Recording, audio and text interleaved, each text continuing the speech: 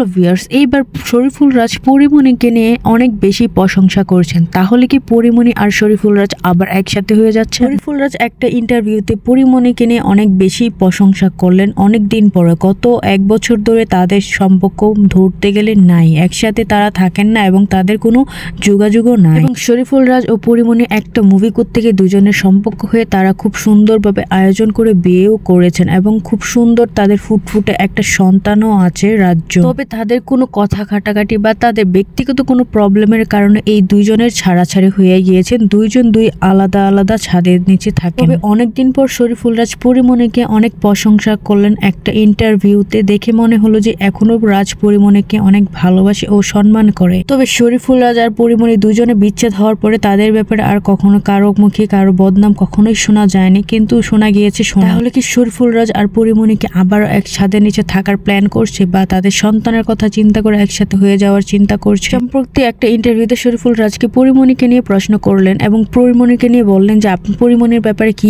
জানেন বা পরিমণির ব্যাপারে একটা কিছু বলেন। তখনই শরীফুল রাজ তখনই বলে ওঠেন পরিমণি মা হিসেবে অনেক ভালো। পরিমণির কাছ থেকে অনেক মাদেরই শিক্ষা নেওয়া উচিত যে তার সন্তানকে কিভাবে লালন পালন করতে হয়, ভালোবাসতে হয় এবং আরো অনেক কিছু পরিমণিকে নিয়ে প্রশংসা করলেন। তাহলে কি পরিমণিকে রাজ এখনো ভালোবাসেন? মধ্যে পরিমণি কিন্তু আরেকটা সন্তানের মা হয়েছেন, কন্যা সন্তান, এবং এই সন্তানকে তিনি দত্তক নিয়েছেন, মেয়ে সন্তানকে, এবং তার এখন 2 সন্তান, 1 সন্তান না।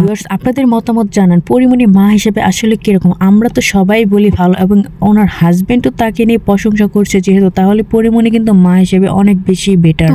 পরিমণি আর শরীফুল রাজকে আবার একসাথে হয়ে যাচ্ছে। আপনাদের মতামত অবশ্যই কমেন্ট করে জানাবেন। আর আপনারা যদি আমার চ্যানেলে প্রথমবার হয়ে থাকেন অবশ্যই একটা সাবস্ক্রাইব ও ফলো দিয়ে রাখবেন। সবাইকে অসংখ্য ধন্যবাদ। আর হ্যাঁ, কে অনেক বেশি খুশি হবেন পরিমণি আর শরীফুল রাজ আবার একসাথে হয়ে গেলে?